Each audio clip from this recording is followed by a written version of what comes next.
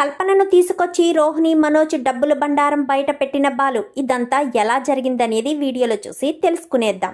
వీడియోని స్కిప్ చేయకుండా చివరి వరకు చూసి వీడియోని లైక్ చేసి ఛానల్ని సబ్స్క్రైబ్ చేసుకుని పక్కనే ఉన్న బెల్ సింబల్లో ఆల్ పై క్లిక్ చేయడం వల్ల మేము పెట్టే ఫర్దర్ వీడియోస్ నోటిఫికేషన్ రూపంలో ముందుగా చూడగలుగుతారు. మొత్తానికైతే ఇంకా మీనా బాలు ఇద్దరు కూడా ప్లాన్ చేసి మరీ శివతో ఎగ్జామ్ రాయించేటట్టు చేస్తారు. కానీ బాలు ఇరుక్కుంటాడు. మీనా తన తెలివితేటలతో స్టేషన్కి వెళ్ళి శృతి సహాయంతో బయటకైతే తీసుకొస్తుంది.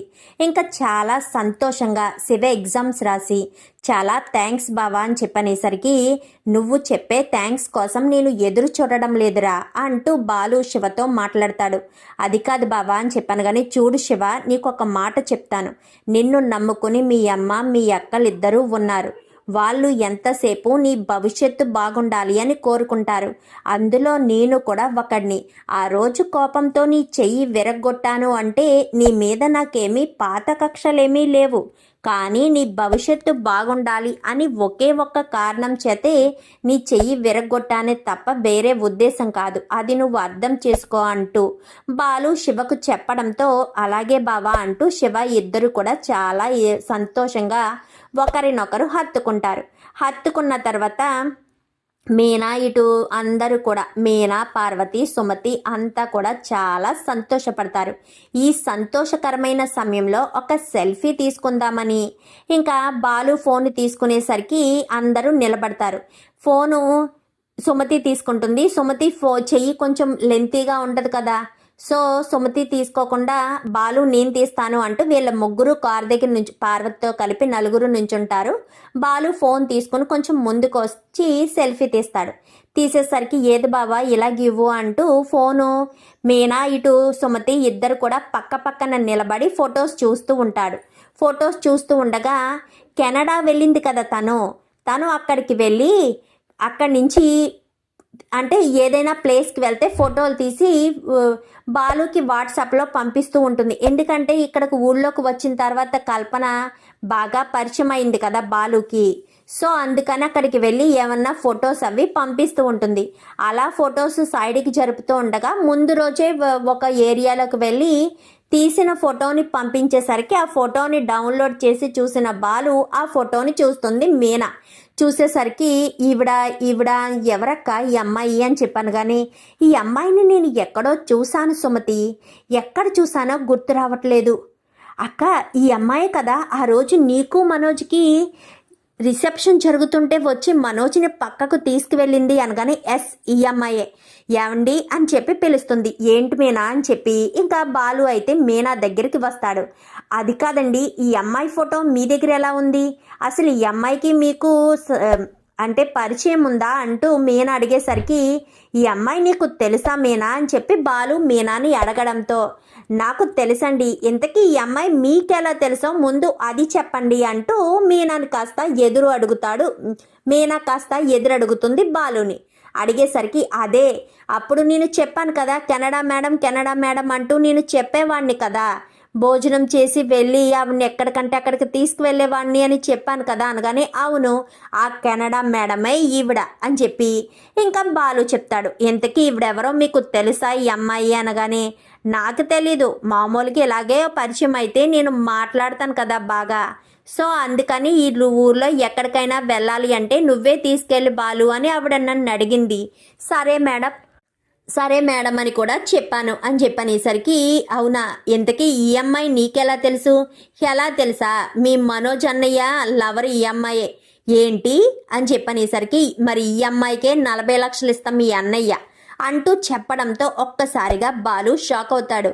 ఓహో ఈ మధ్యనే కెనడా వెళ్ళాను అని చెప్పింది, అయితే ఈ అమ్మాయేనా ఆ అమ్మాయి అని చెప్పనేసరికి అయితే ఈ అమ్మాయి అయినప్పుడు ఒకసారి ఫోన్ చేసి మాట్లాడొచ్చు కదా, 40 లక్షల గురించి అడగొచ్చు కదా అని చెప్పాను కానీ అడిగితే మళ్ళీ తను ఇండియా వస్తుందంటావా, రాదు, ఇప్పుడు ఇండియా రమ్మని ఎలా చెప్పాలి అని చెప్పి మాట్లాడేసరికి ఓకే ఒక పని చేద్దామండి అని మీనా అయితే అంటుంది. ఏం చేద్దాం మీనా అంటూ బాలు అనగానే మీ మరదలు పెళ్ళని అంటే సుమతి పెళ్ళని ఒక శుభలేఖ ఒకటి రెడీ చేసి అది వాట్సాప్లో పెట్టి ఆవిడ్ని రమ్మని చెప్పండి, తప్పకుండా రావాలి అని రిక్వెస్ట్ చేయండి.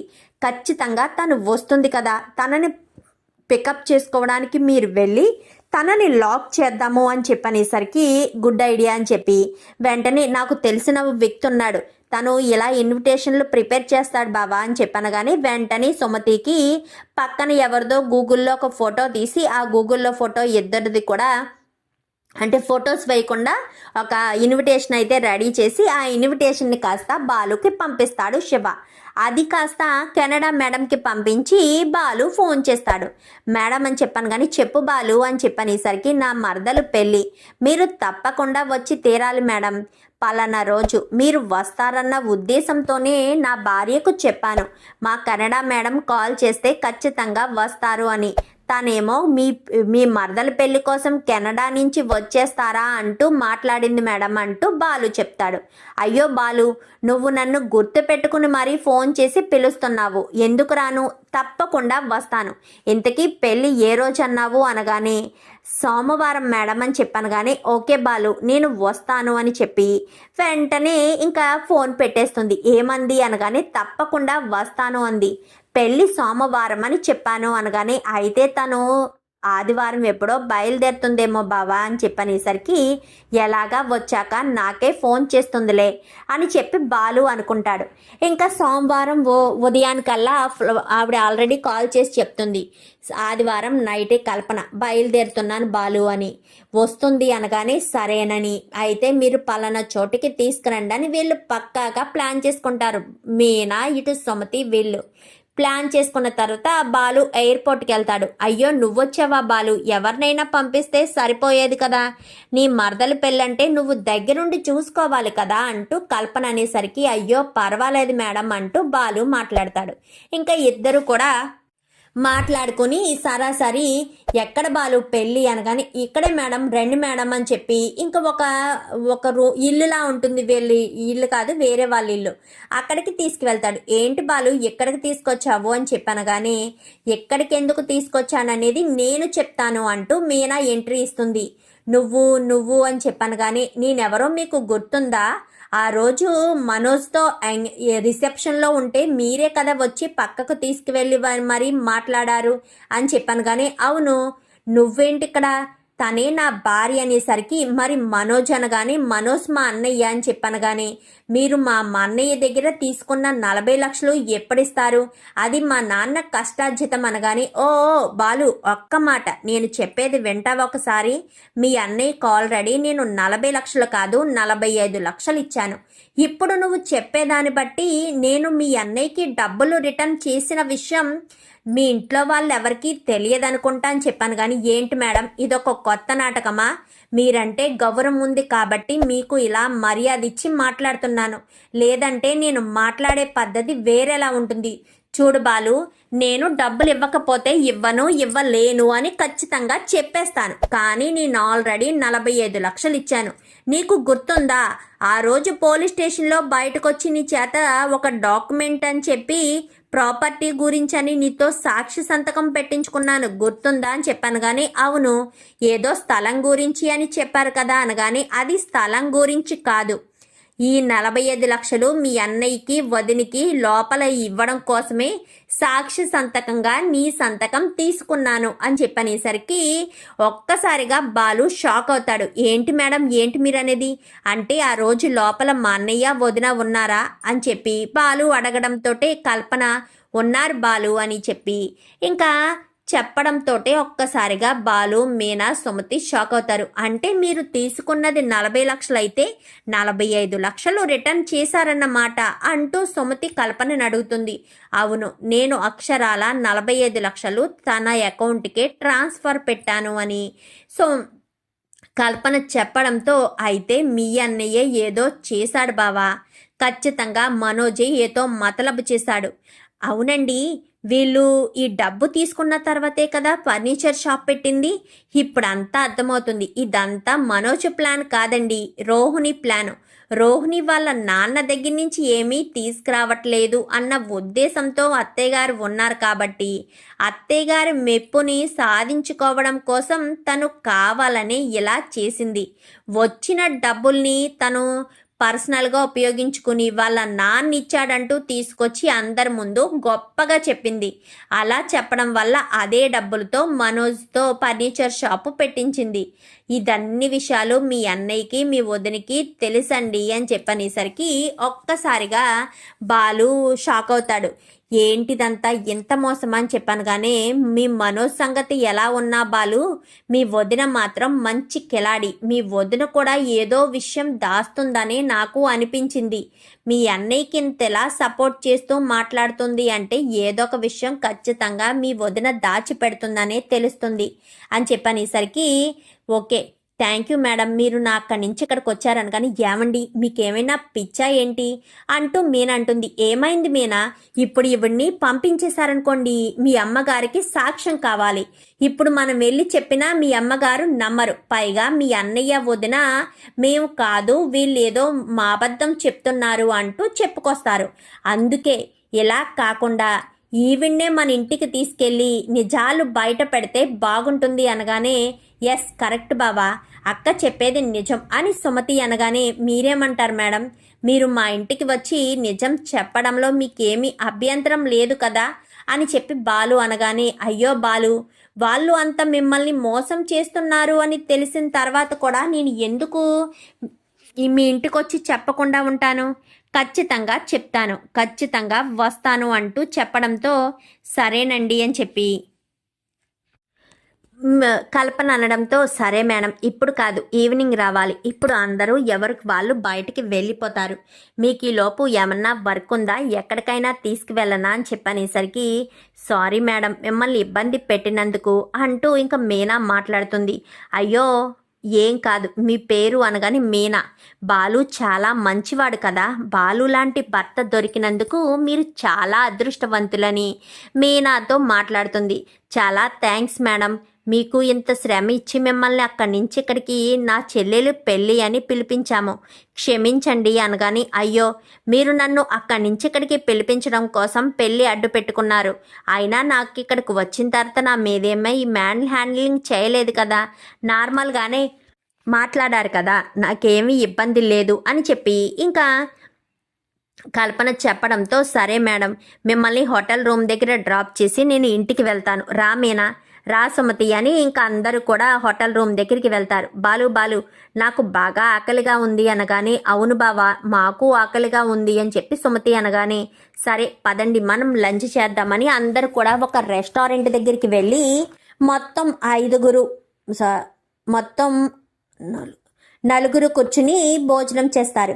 భోజనం చేశాక చాలా థ్యాంక్స్ బాలు, నన్ను ఇక్కడికి పిలిపించిన పర్పస్ ఏదైనా సరే కడుపు నిండా భోజనం మంచి ఫుడ్ పెట్టించావు, కెనడాలో ఫుడ్స్ అస్సలు బాగోవు అని చెప్పి ఇంకా మాట్లాడుకుని హోటల్ రూమ్ దగ్గర డ్రాప్ చేసేస్తారు. సరే బాలు మీ వాళ్ళంతా వచ్చాక నాకు ఫోన్ చేయి నేను రెడీగా ఉంటాను అని చెప్పాను. కానీ సరే మేడం అని చెప్పి బాలు ఆవిడ్ని అక్కడ దింపేసి వీళ్ళిద్దరూ వచ్చేస్తారు. మొత్తం సుమతిని కూడా డ్రాప్ చేసి మీనా బాలు ఇద్దరు ఇంటికి వచ్చేస్తారు. ఇంకా ఇంటికి వచ్చేసిన తర్వాత నాన్న నాన్న అంటూ బాలు గబగబా వెళ్ళి సత్యం దగ్గరికి వెళ్తాడు.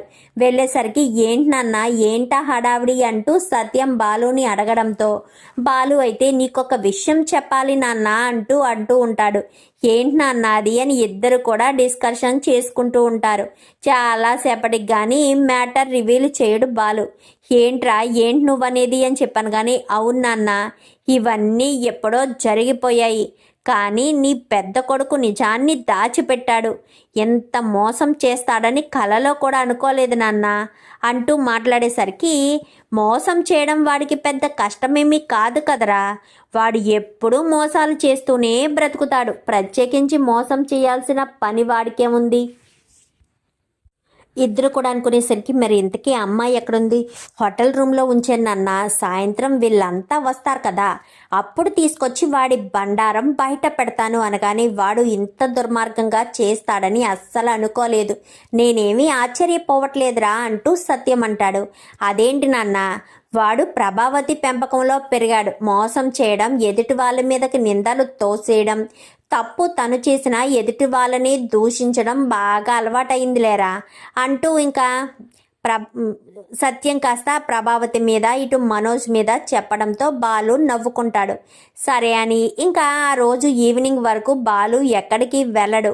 ఎప్పుడెప్పుడు టైం అవుతుందా, ఎప్పుడెప్పుడు ఆఫీస్కి వెళ్ళిన వాళ్ళు తిరిగి వస్తారా అని బాలు ఆ హాల్లోనే కూర్చుని ఉంటాడు. కూర్చుని ఉండేసరికి ఒక్కొక్కరుగా వస్తూ ఉంటారు. ముందు శృతి రవి వస్తారు, తర్వాత రోహిణి వస్తుంది, ఆఖరిగా పనిమంతుడైన మనోజ్ వస్తాడు.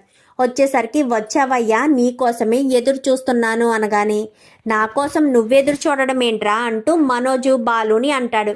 నీకోసం కాకపోతే ఇంకెవరి కోసం ఎదురు చూస్తాను, నీకోసమే ఎదురు చూస్తాను, వెళ్ళి ఫ్రెష్ అయ్యి రండి అనగానే మొత్తం నలుగురు వెళ్ళిపోతారు. వాళ్ళు గబగబా వంటగదిలోకి వెళ్ళి మీనా నేను వెళ్ళి కల్పనని తీసుకుని వస్తాను అనగానే అలాగేనండి, ఈలోపు ఎవరిని ఎక్కడికి వెళ్ళనివ్వకు, వాళ్ళని ఇక్కడే ఉండనివ్వు అనగానే ఇప్పుడెక్కడికి వెళ్తారు, నేను వాళ్ళకి కాఫీ ఇస్తాను, ఎక్కడికి వెళ్ళరు అని చెప్పి మీనా కాస్త చెప్తుంది. సరేనని బాలు వెళ్తూనే కల్పనకు ఫోన్ చేస్తాడు. మేడం వచ్చేసారు అని చెప్పాను కానీ సరే బాలు నువ్వు హోటల్ దగ్గరికి వచ్చేసే, నేను రెడీ అయ్యి కిందకి వచ్చేస్తాను అని చెప్పి కల్పన చెప్పడంతో సరే మేడం అని చెప్పి ఇంకా బాలు అక్కడికి వెళ్తాడు. అక్కడికి వెళ్ళిన తర్వాత ఈలోపు పైనుంచి కల్పన వస్తుంది. రండి మేడం అని చెప్పాను కానీ ఇంకా ఆవిడ వచ్చి కారులో కూర్చున్న తర్వాత ఇంకా సరాసరి ఇంటికి వచ్చేస్తారు. అందరూ హాల్లో ఉంటారు. ఒరే బాలు మీ అందరికీ ఒక సర్ప్రైజ్ తీసుకురాబోతున్నాడు, అందరూ హాల్లోనే ఉండండి అని చెప్పి సత్యం చెప్తాడు. ఏంటి నాన్న అది అని చెప్పి రవి అనగానే నాకేం తెలుసురా, సర్ప్రైజ్ అని చెప్పాడు, అందరినీ ఇంట్లోనే ఉండమని చెప్పాడు అని చెప్పి సత్యం అనేసరికి అవును వాడేం సర్ప్రైజ్ ఇస్తాడు, ఏ పూలో తీసుకొచ్చి చేతిలో పెడతాడేమో అని చెప్పి ఇంకా మనోజు వెటకారంగా అంటాడు. అవునరా పూలే పెడతాడు, మరి లక్షలన్నీ నువ్వు మింగితే వాడికి మిగిలింది పూలు స్టీరింగే కదా, అందుకని అవే తీసుకొచ్చి పెడతాడులే అంటూ సత్యం అనేసరికి ఒక్కసారిగా రోహిణి ఇటు మనోజు ఇద్దరు ఒకరు చూసుకుంటారు. ఇంకా బాలు రాని వస్తాడు. రారా నీకోసమే ఎదురు చూస్తున్నాము, ఏంటి అందరికీ ఏదో సర్ప్రైజ్ అన్నావంట కదా అని చెప్పి బాలుని వెటకారంగా మాట్లాడతాడు మనోజ్. అయితే అవునరా అందరికీ కాదు, నీకైతే షాకే, నీకు ఈ పార్లలమ్మకి మాత్రం షాకు, మిగిలిన వాళ్ళందరికీ సర్ప్రైజ్ అని చెప్పనేసరికి మా ఇద్దరికి మాత్రమే షాక్ ఏంటి, ప్రభావతమ్మ నీకు కూడా షాకే, ఎందుకంటే నువ్వు ఊహించి ఉండవు ఎలా జరిగి ఉంటుంది అనేది అని చెప్పి ఇంకా మాట్లాడడంతో అవునా ఏంట్రా అది ఏంటి ఓ తెగ సస్పెన్స్ పెడుతున్నావు, నన్ను డ్యాన్స్ క్లాసుకు కూడా వెళ్ళనివ్వలేదు మీ నాన్న అని చెప్పాను కానీ అవును మరి వెయిట్ చేయాల్సిందే, రండి మేడం అని చెప్పి లోపలికి రమ్మనడంతో ఇలా ఎప్పుడైతే గడపలో అడుగు పెడుతుందో కింద నుంచి చూడడం మొదలు పెడతారు మనోజ్ వాళ్ళు. అలా చూస్తూ ఒక్కసారిగా మనోజ్ రోహిణి మొహంలో చుక్కలు కనిపిస్తాయి, అలా షాక్ అయిపోతాయి, నెత్తురు చుక్క లేకుండా ఉన్నట్టుగా అలా బిత్తరపోయి చూస్తారు. రండి మేడం అని చెప్పి మీనా కూడా రమ్మనేసరికి ఎవరు ఈవిడ అని చెప్పి అందరు కూడా ఆశ్చర్యపోతూ చూస్తారు. తిన పేరు కల్పన, ఈ అమ్మాయి ఎవరనుకుంటున్నారు, మీకెవ్వరికి తెలీదు, నాకు ఈరోజే తెలిసింది, కానీ మన మనోజ్ గాడికి మాత్రం బాగా పరిచయం, పార్లలమ్మకు కూడా ఏదో కొంత పరిచయం. అసలు ఈ అమ్మాయి ఎవరు అంటే మన మనోజ్ దగ్గర 40 లక్షలు తీసుకుని కెనడా వెళ్ళిపోయింది అని మనోజ్ గారు చెప్పాడు కదా, ఆ అమ్మాయే ఈ అమ్మాయి అని చెప్పాను. కానీ ఏంటి బాలు మీ అన్నయ్య దగ్గర 40 లక్షలు తీసుకుని వెళ్ళిపోయిన అమ్మాయికి అంత గౌరవం ఇచ్చి లోపలికి తీసుకొస్తున్నావేంటి, నువ్వు తప్పుగా అర్థం చేసుకున్నావు డబ్బడమ్మా, 40 లక్షలు తీసుకువెళ్ళిపోయిన మాట నిజమే, కానీ ఆ 40 లక్షలకి బదులు 45 లక్షలు రిటర్న్ చేసిందన్న విషయం కూడా నిజమే కదా అని చెప్పి ఇంకా బాలు విషయాన్ని బయట పెడతాడు. ఒక్కసారిగా అందరూ షాక్ అయిపోతారు. ఏంట్రా ఏం వాగుతున్నావు, ఆ అమ్మాయి 45 లక్షలు ఇచ్చిందా అని చెప్పాను. కానీ ఆంటీ ఒక్క నిమిషం, బాలు మాట్లాడుతున్నాడు కదా, తను మాట్లాడడం పూర్తయ్యాక నేను మాట్లాడతాను అంటూ కల్పన చెప్పేసరికి ప్రభావతి నోరు మూస్తుంది. నోరు మూసేసరికి ఏంటి బాలు ఏంటిదంతా, మరి మీ అన్నయ్య దగ్గర 40 లక్షలు తీసుకున్న ఆవిడ 45 లక్షలు తిరిగి ఇచ్చిందా, ఎప్పుడు ఎక్కడ, మేడం అని చెప్పాను కానీ వెంటనే తన హ్యాండ్ బ్యాగ్లోంచి ఒక లెటర్ తీస్తుంది. లెటర్ తీసి ఆ లెటర్ని కాస్త ఇలా బాలు చేతికి ఇవ్వడంతో బాలు ముందుకు పెట్టేసరికి శృతి రవి తీసుకుంటారు. అది మొత్తం చదువుతారు. పైకి చదివేసరికి ఒక్కొక్క అక్షరం చదువుతూ ఉండగా రోహిణి అయితే టెన్షన్ పడిపోతూ ఉంటుంది. మనోజు టెన్షన్ పడతాడు. ప్రభావతి ఆశ్చర్యపోతూ ఉంటుంది. ఇప్పుడు ఈ లెటర్ ప్రకారం వీళ్ళు మొత్తం 45 లక్షలు పోలీస్ స్టేషన్లో అందరి సాక్షిగా ఇచ్చినట్టే కదా అని చెప్పి శృతి అనగానే అవును డబ్బుడమ్మా అంటూ ఇంకా బాలు చెప్తాడు. ఏంట్రా ఏంటిదంతా, ఆ అమ్మాయి నీకు 45 లక్షలు ఇచ్చిందా? ప్రభావతమ్మ ఒక్క నిమిషం, 45 లక్షలు ఎప్పుడు ఇచ్చిందో తెలుసా? వీళ్ళు ఇంటికి వచ్చి మా నాన్న పంపించాడు అని పార్లలమ్మ నీకు చెప్పిందే. 25 లక్షలు, 25 లక్షలు నాన్న సంపాదించిన డబ్బుల్లోయే అని చెప్పనగానే ఒక్కసారిగా ప్రభావతికి షాక్ అయిపోతుంది. అంటే ఏంట్రా, అంటే ఏంటి, ఏముంది ఇంకా నీకు అర్థం కాలేదా? మా నాన్న సంపాదించిన 45 లక్షలు ఈ కల్పన మేడం తీసుకుని వెళ్ళిపోయింది. తను మళ్ళీ ఇండియా వచ్చింది. ఇండియా వచ్చిన తర్వాత ఈ పార్లలమ్మ వీడు ఇద్దరు కలిసి ఆవిడని తీసుకుని పోలీస్ స్టేషన్కి వెళ్ళి మా డబ్బులు మాకు రిటర్న్ ఇవ్వాలని, వడ్డీతో కలిసి ఇవ్వాలని 45 లక్షలు తీసుకున్నారే కానీ ఆ విషయం మనకు చెప్పలేదు ప్రభావతమ్మ. మనకు ఆ విషయం చెప్పకుండా వీళ్ళు 45 లక్షలు తీసుకుని పైగా పార్లరమ్మ వాళ్ళ నాన్న ఇచ్చాడంటూ చెప్పి అందులో 25 లక్షలు పెట్టి ఫర్నిచర్ షాప్ పెట్టించింది. ఈ విషయాలన్నీ కూడా వీళ్ళిద్దరికీ తెలుసమ్మా. కానీ నీకు ఒక్క మాట కూడా చెప్పలేదు. వీడు ఏ చిన్న తప్పు చేసినా వెనకేసుకుని వస్తావు కదా, ఒకటా రెండా, ఎన్ని తప్పులు చేసినా ప్రతి విషయంలో వెనకేసుకుని వస్తావు. ప్రతి దాంట్లో నువ్వు వాడికి తోడుగా ఉంటావు. కానీ వాడు మాత్రం నీకు ఈ విషయం చెప్పలేదు. 45 లక్షలు వచ్చిన విషయం నీకు చెప్పాడా ప్రభావతమ్మ? ఎందుకు చెప్తాడు? నువ్వేమో వాడిని వెనకేసుకొస్తావు. వాడేమో నిన్ను మోసం చేసి వాళ్ళ ఆవిడ చెప్పినట్టుగా వాళ్ళ నాన్న ఇచ్చాడని ఆ డబ్బులతో తెచ్చుకుని వీళ్ళు షోరూమ్ పెట్టుకున్నారు. 45 లక్షల రూపాయలు నాన్న కష్టపడిన సంపాదన అంతా కూడా వాడు ఒక్కడే వాళ్ళ మాంగారు ఇచ్చాడని గొప్పలు చెప్పుకుంటూ ఎంత దర్జాగా అనుభవిస్తున్నాడో చూస్తున్నావు కదా. ఇప్పుడు చెప్పు ప్రభావతమ్మ, వాడు నీ మంచి కొడుకే కదా, నిన్ను ఎప్పటికప్పుడు చూసుకునే కొడుకు. అది అలాగే ఉంటుందిలే, నువ్వు నమ్మావు కదా నీ కొడుకుని అంటూ ప్రభావతికి బాలు మాట్లాడేసరికి ప్రభావతి 2 అడుగులు ముందుకేసి మనోజ్ వంక కోపంగా చూస్తూ మనోజ్ పక్కనున్న రోహిణి చెంప చెల్లుమనిపిస్తుంది. ఆ దెబ్బకి అక్కడున్న వాళ్ళంతా ఒక్కసారిగా తొలిక్కి పడతారు. ఇంకా వెంటనే మనోజ్ చెంప కూడా చెల్లుమనిపించి, నేను నీకు ఎన్నిసార్లు సహాయం చేశానురా, ఈ తల్లి నీకు గుర్తు రాలేదు, కానీ ఈ భార్య చెప్పిన మాట మాత్రమే నీకు గుర్తొచ్చింది.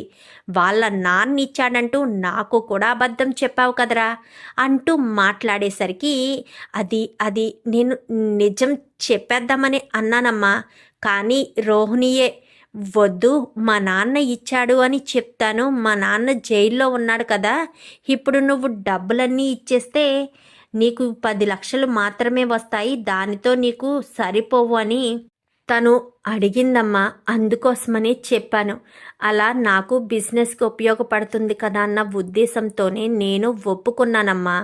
నా వాటా 10 లక్షలు మాత్రమే వస్తాయి కదా, దాంతో ఏం బిజినెస్ చేస్తాను అని చెప్పి ఇంకా మనోజ్ మాట్లాడేసరికి, అలాంటి తప్పుడు అణిగి మణిగి ఉండాలి కానీ నోటుకొచ్చినట్టల్లా మాట్లాడడం ఏంట్రా, అందరి పిల్లల డబ్బులు నువ్వొక్కడవే తీసుకోవడానికి నువ్వొక్కడవే మాకు పుట్టినోడివి కాదు, నీతో పాటు మరొక 3 పిల్లలు కూడా నాకు పుట్టిన వాళ్ళే అంటూ ప్రభావతి అప్పుడు మాట్లాడుతుంది. ఇంకా రోహిణి మనోజ్ అయితే గజగజ వణికిపోతూ ఉంటారు.